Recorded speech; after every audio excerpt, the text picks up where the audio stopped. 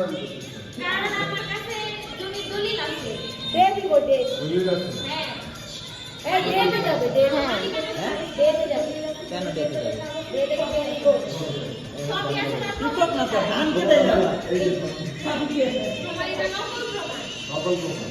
উনি শুধু দখল হিসেবে ছিল।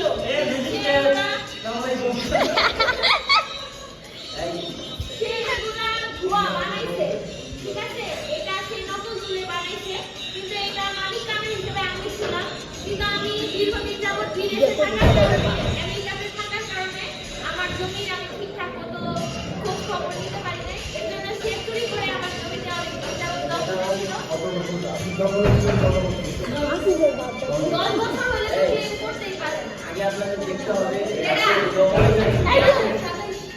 বছর।